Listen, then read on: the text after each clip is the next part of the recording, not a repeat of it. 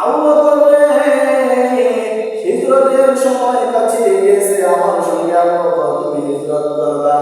আল্লাহর নবী রাহমাতুল লিল আলামিন জানায় দিলেন, আবু বকর রে, যখন হিজরতের সময় হয়ে যাবে তুমি আবু বকর আমার সঙ্গে হিজরতের সঙ্গী হয়ে যাবে। আল্লাহ বিশ্ব নবী রাহমাতুল লিল আলামিন জানায় দিলেন, আবু বকর রে, যখন হিজরতের সময় হয়ে যাবে আমি নবী আবু বকর তোমাকে নিয়ে হিজরতের জন্য রওনা হয়ে যাব।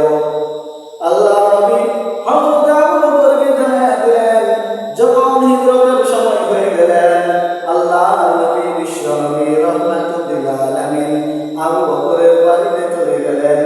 আবু বকরের দরজায় গেলেন।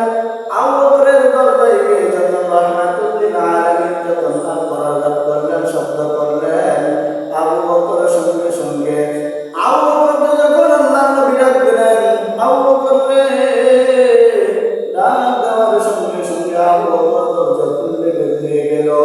আল্লাহ নবী বিশ্ব নবী রাহমাতুল লিল আলামিন ডাক দিয়ে বলেন, আবু বকর রে, তুমি কি ঘুমাও নাই নাকি? আমি রাহমাতুল লিল আলামিন তোমাকে একটা ডাক দেওয়ার সঙ্গে সঙ্গে তুমি সঙ্গে সঙ্গে দরজা খুলে ফেললা, তুমি কি ঘুমাও নাই নাকি? আবু বকর জানায় দেয়, নবী গো, যেদিন থেকে আপনি আমাকে বলে দিয়েছেন আপনার সঙ্গে হিজরত করতে হবে, ওই দিন থেকে আমি আবু বকর রাদিয়াল্লাহু তাআলা আনহু কোনদিন আমার পেটকে বিছানার মধ্যে আমি লাগাই নাই।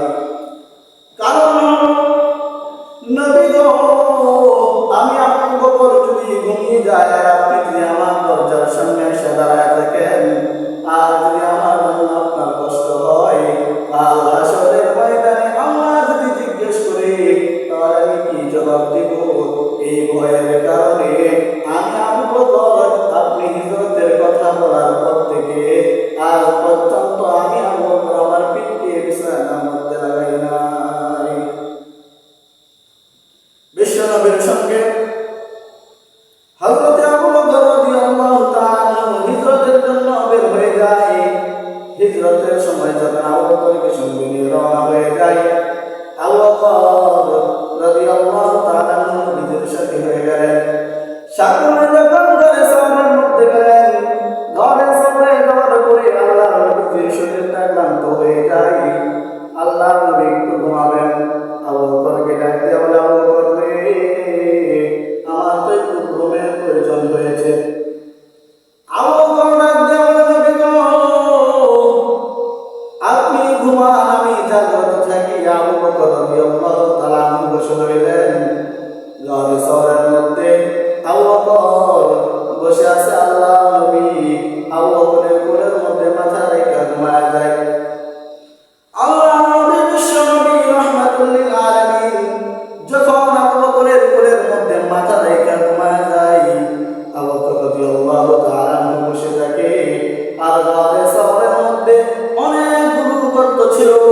আবু বকর রাদিয়াল্লাহু তাআলা আনহু প্রত্যেকটা গর্তগুলোকে মাটি দিয়ে বন্ধ করে দিয়েছিলেন, যাতে করে কোনো গর্তটি যেন আল্লাহর নবীর উপর আক্রমণ না হয়। আল্লাহ নবী ঘুমায় গেলেন। হযরত আবু বকর রাদিয়াল্লাহু তাআলা আনহু জাগ্রত বসে আছে। আল্লাহ নবী বিশ্ব নবী রাহমাতুল লিল আলামিন আবু বকরের কোলের মধ্যে মাথা রেখে ঘুমায় গেলেন। তার একটা ছিদ্র ছিল, যেই ছিদ্রটা আবু বকর রাদিয়াল্লাহু তাআলা আনহু তার একটা পায়ের মাধ্যমে সেই গর্তটাকে ছিদ্রটাকে বন্ধ করে রেখেছিলেন। আল্লাহ নবী বিশ্ব নবী রাহমাতুল লিল আলামিন ঘুমিয়ে যায়। কিছুক্ষণ পরে আবু বকর রাদিয়াল্লাহু তাআলা আনহু যে গর্তের মধ্যে পা দিয়ে রেখেছিলেন, সেই গর্তের মধ্য থেকে সাপ তাকে দংশন করেছে। আবু বকর রাদিয়াল্লাহু তাআলা আনহু কান্না করে চোখ দিয়ে পানি বের করে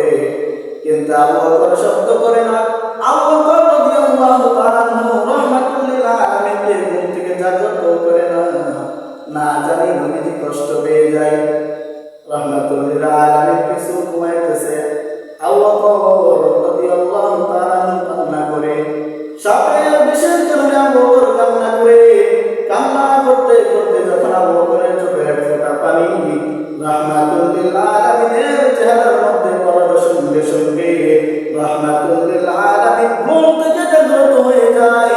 জাগ্রত হয়ে ডাক দিয়ে বলে, আবু বকর রে, মনে হয় তোমার বাড়ির কথা মনে হয়েছে, মনে হয় তোমার বাড়ির কথা মনে হয়েছে, এই কারণে আবু বকর তুমি কান্না শুরু করে দিয়েছো। আবু বকর ডাক দিয়ে বলে, নবী গো, আমার বাড়ির কথা মনে হয় নাই, কোনো কিছুর কথা আমার মনে হয় নাই। আল্লাহ নবী বিশ্ব নবী রাহমাতুল লিল আলামিন ডাক দিয়ে বলে, আবু বকর রে, তোমার যদি বাড়ির কথা মনে না হয়, কোনো কিছুর কথা যদি তোমার না মনে হয়, তাহলে আবু বকর তুমি কেন কান্না করতেছো আমার কাছে বলো। রাহমাতুল লিল আলামিন তখন জিজ্ঞেস করলেন, আবু বকর রাদিয়াল্লাহু তাআলা দেয়, নবী গো, আপনি যখন আমার কোলের মধ্যে মাথা রেখে ঘুমিয়েছিলেন, ঘুমানোর পরে আমি গর্তের মধ্যে আমার পা দিয়ে গর্তের ছিদ্রটাকে বন্ধ করে দিয়েছিলাম, যাতে নবী আপনার উপর কোনো কিছুর আক্রমণ না করে। আর এই গর্তের মধ্যে থেকে একটা সাপ আমার পায়ের মধ্যে দংশন করেছে। রাহমাতুল লিল আলামিন বলে, আবু বকর রে,